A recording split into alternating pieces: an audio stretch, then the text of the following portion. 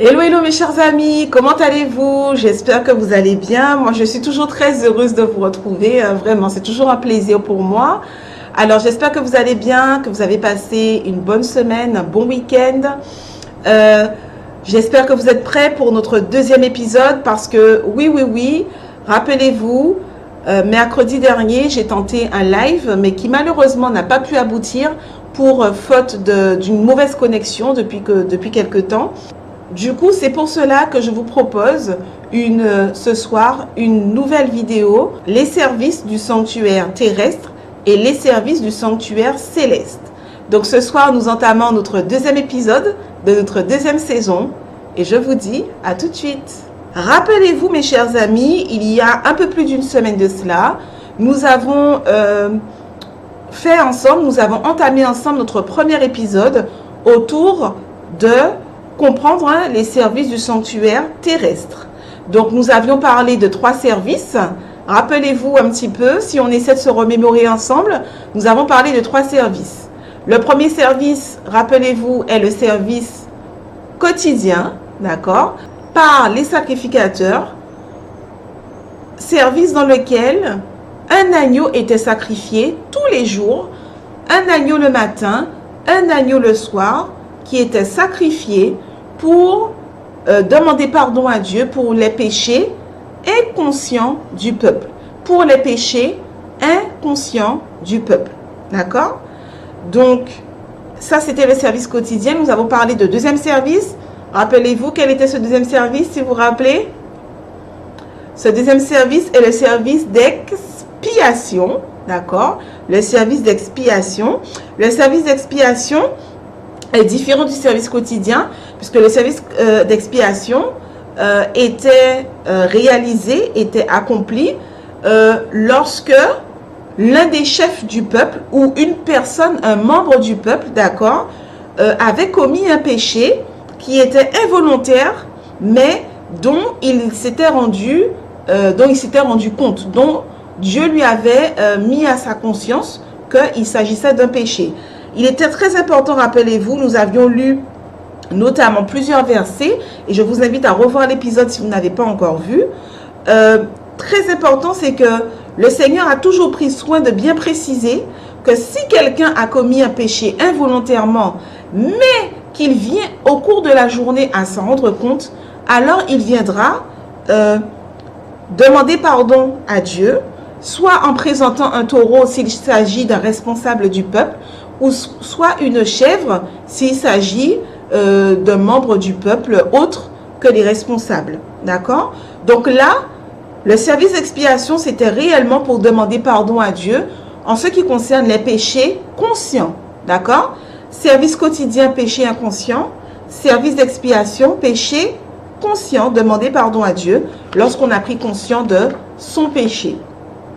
Et enfin, le service, quel était le troisième service? Rappelez-vous, le service annuel. Le service annuel était le troisième service, d'accord, qui était réalisé au sein du sanctuaire terrestre.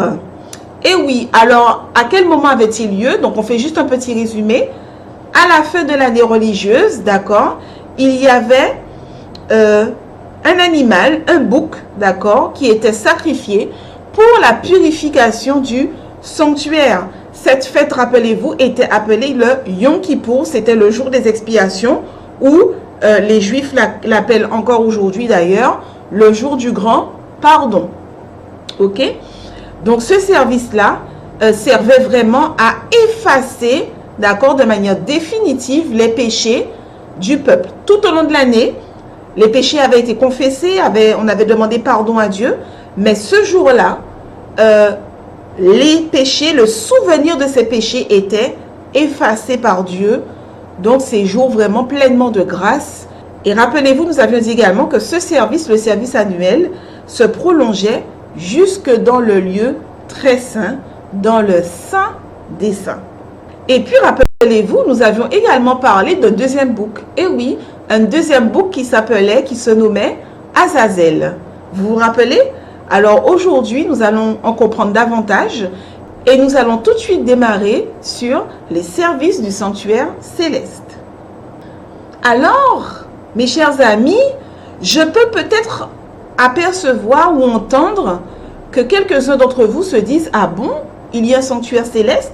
Alors effectivement, nous savons que, notamment par rapport à l'Ancien Testament, qu'il y a un sanctuaire terrestre qui existait, qu'on appelle le tabernacle, qu'on appelle la tente d'assignation, d'accord, qu'on appelle le temple de Dieu, très bien, le lieu de la rencontre avec Dieu.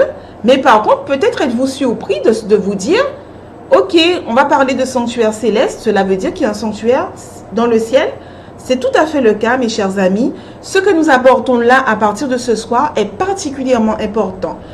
Tous les épisodes que nous avons vus auparavant étaient des épisodes, on va dire, essentiellement descriptifs, d'accord, pour expliquer concrètement comment était le sanctuaire terrestre, à quoi il servait, les différents services donc, qui étaient officiés au sein de ce sanctuaire terrestre. Mais à partir de ce soir, je vous demanderai d'avoir une assiduité, d'avoir une rigueur et d'être très attentif aux différents épisodes et différentes études que nous allons faire ensemble. Parce qu'à partir de ce soir, nous allons réellement comprendre quel est le sens profond de ces différents services, de ces différents ustensiles, outils au sein du sanctuaire et à quoi, en fait, pourquoi cela me concerne aujourd'hui en 2021. On sera bien, il ne s'agit pas simplement d'étudier le sanctuaire pour étudier le sanctuaire, mais bel et bien pour qu'il y ait du sens, un véritable sens pour moi, dans ma vie, dans mon quotidien. Alors, mes chers amis, comme je le disais précédemment, cela est très important pour nous de comprendre et d'attester par la parole de Dieu l'existence du sanctuaire céleste. Car c'est un sujet aujourd'hui qui est très contesté. Beaucoup de personnes attestent et affirment que celui-ci n'existe pas alors que la parole de Dieu est claire. En général, on dit que pour être sûr, confirmer un élément et dire que cet élément est véridique dans la parole de Dieu, il nous faut attester par la parole de Dieu elle-même et avoir au moins 3 textes qui disent la même chose et qui vont exactement dans le même sens. Alors, c'est ce que nous allons voir ce soir. Existe-t-il réellement un sanctuaire céleste? Alors, si vous vous rappelez bien, nous allons retourner dans un texte très important que nous avons vu lors de notre première saison. Je vous invite à aller avec moi dans Exode 25, versets 8 et 9. Exode 25, versets 8 et 9. « Ils me feront un sanctuaire et j'habiterai au milieu d'eux. Vous ferez le tabernacle et ses ustensiles d'après le modèle que je vais te montrer. » Vous vous rappelez de ce verset? Au moment où Dieu ordonne à Moïse et donc au peuple d'Israël de construire un sanctuaire, de construire un temple, où Dieu prend le soin, dans le verset 9, de bien préciser à Moïse que c'est un sanctuaire que tu vas construire, c'est un temple que tu vas construire, mais selon le modèle que je vais te montrer. Est-ce que cela veut donc dire que le tabernacle construit par Moïse et par le peuple d'Israël était une représentation, était un modèle réduit de ce qui se passe là-haut? Eh bien, c'est ce que nous allons encore découvrir. Et je vous invite à lire avec moi Actes chapitre 7, verset 44. Actes chapitre 7, verset 44. Nos pères avaient au désert le tabernacle du témoignage, comme l'avait ordonné celui qui a dit à Moïse de le faire d'après le modèle qu'il avait vu. Donc nous sommes d'accord qu'entre le moment où Dieu va donner cet ordre en fait à Moïse et le moment où le livre des Actes est rédigé, il s'est passé quand même un certain nombre d'années. Nous sommes d'accord. Et pour autant, nous voyons que la parole de Dieu vient attester dans le Nouveau Testament que c'est bel et bien selon un modèle qui lui avait été montré, d'accord, que Moïse a construit le sanctuaire terrestre. Vous n'êtes toujours pas convaincus? On continue encore, mes chers amis. Nous allons lire maintenant Hébreux 8, verset 5. Hébreux, chapitre 8 et le verset 5. Qui nous dit « Lesquels célèbrent un culte, image et ombre des choses célestes, selon que Moïse en fut divinement averti lorsqu'il allait construire le tabernacle. Aie soin, lui fut-il dit, de faire tout d'après le modèle qui t'a été montré sur la montagne. Nous avons encore là, ici, mes chers amis, un troisième texte qui vient nous attester des choses importantes. C'est que ce texte-là, de Hébreux 8, verset 5, vient nous révéler des choses très essentielles et très importantes. Premièrement, nous comprenons que les choses, alors lorsqu'on lit lesquelles célèbrent un culte, image et ombre des choses célestes. C'est-à-dire que ce qui se faisait ici, au sein du sanctuaire terrestre, était une image et une ombre des choses célestes. Une image et des ombres et une ombre de ce qui se fait où? Dans le ciel, mes chers amis. La parole de Dieu est claire à ce sujet. Et puis, nous lisons encore que Moïse en fut divinement averti. Dieu a prévenu Moïse et tout ce qui est écrit dans la parole de Dieu, mes chers amis, a été écrit pour nous, pour notre instruction. Rien dans la parole de Dieu, mes chers amis, n'est du hasard et ne relève du hasard. Dieu a voulu que nous sachions, en attestant par plusieurs prophètes, attester que, oui, le sanctuaire qui a été construit, le sanctuaire terrestre, a été construit bel et bien selon un modèle divin. Et qu'en plus, ce qui se passe, non seulement les outils, mais les services, tout cela en fait, c'est une image des choses qui se passent réellement, d'accord? On parle d'une réalité. On ne parle pas d'une fiction. On ne parle pas de quelque chose d'abstrait. Des services, voilà, des services, des ministères qui se réalisent et qui s'accomplissent véritablement dans le sanctuaire céleste. Poursuivons encore. Nous allons lire, et ça, c'est le psalmiste qui l'affirme, mes chers amis. Donc nous voyons encore que la Bible ne se contredit pas, mais que la Bible atteste réellement quelque chose de véridique.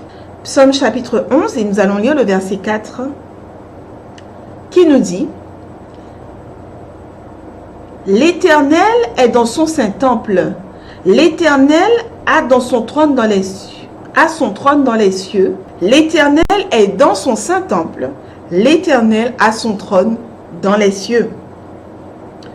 Le psalmiste est en train d'affirmer que l'Éternel est où?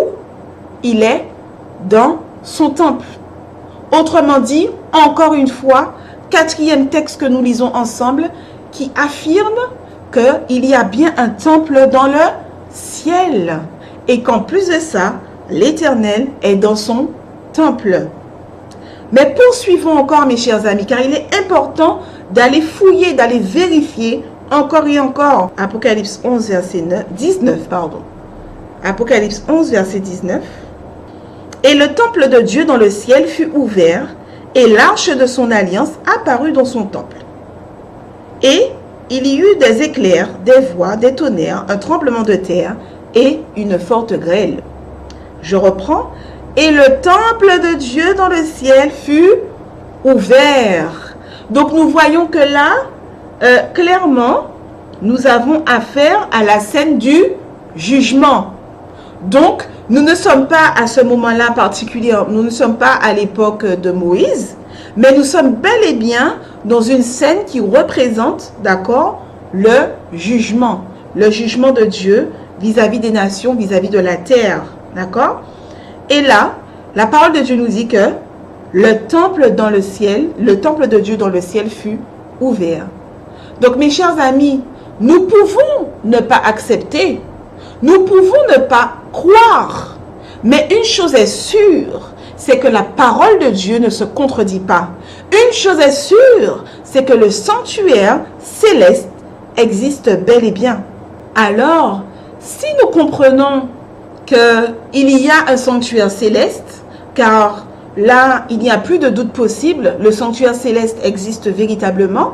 Nous avons compris à travers le psaume 11, verset 4, que l'Éternel est dans son temple, et dans Apocalypse 11, verset 19, que l'Éternel, le temple de Dieu dans le ciel, fut ouvert. Mais alors, rappelez-vous, nous faisons le parallèle avec le sanctuaire terrestre.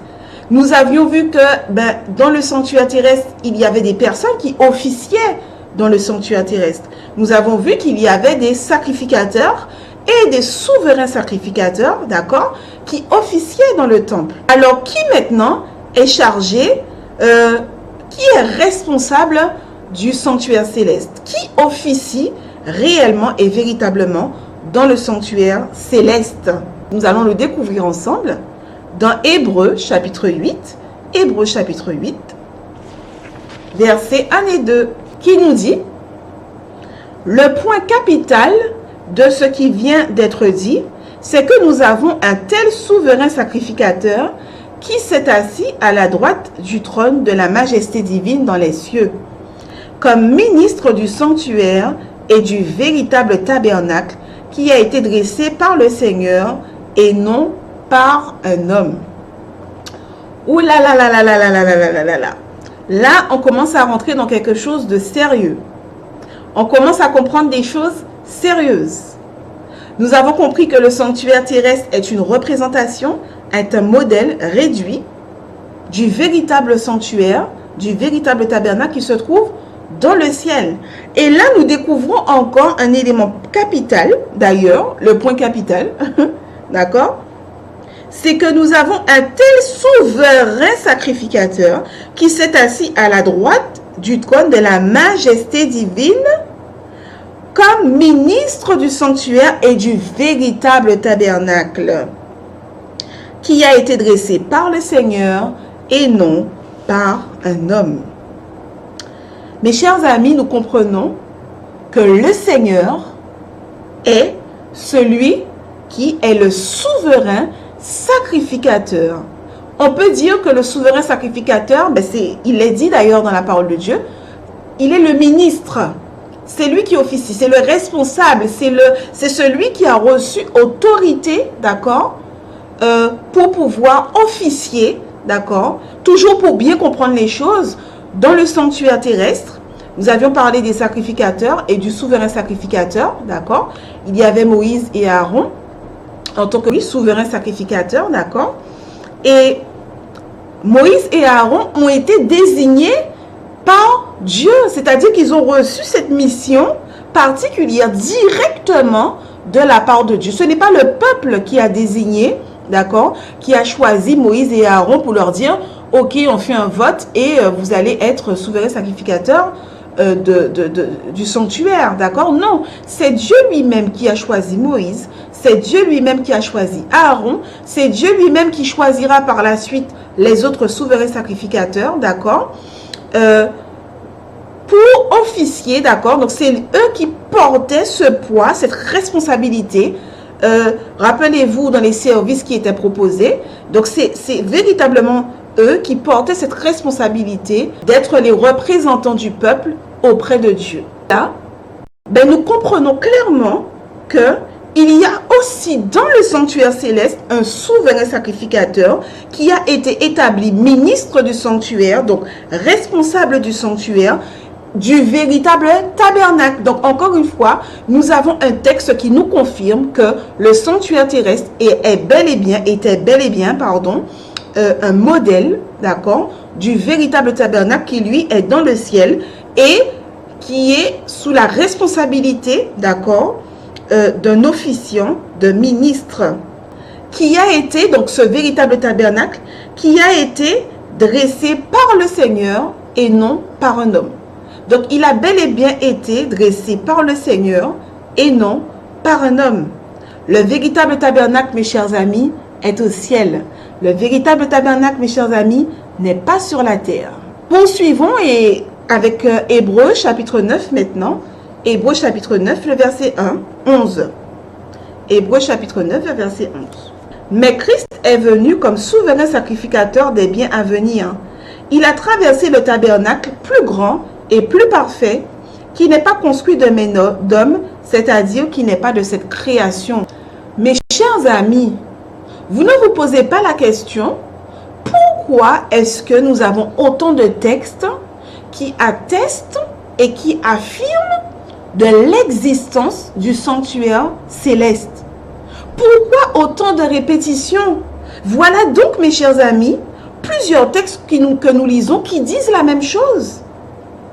qui affirme la même chose. Nous l'avons vu dans Hébreux 8, nous le revoyons dans Hébreux 9, qui nous dit encore que le sanctuaire céleste n'a pas été créé de main d'homme, que le sanctuaire céleste n'a pas été fait de main d'homme et qu'il n'est pas de cette création.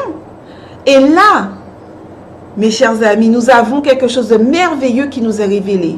C'est que dans le véritable tabernacle, dans le véritable sanctuaire, celui qui est au ciel, le souverain sacrificateur dont nous avons parlé tout à l'heure, oui, tu te rappelles?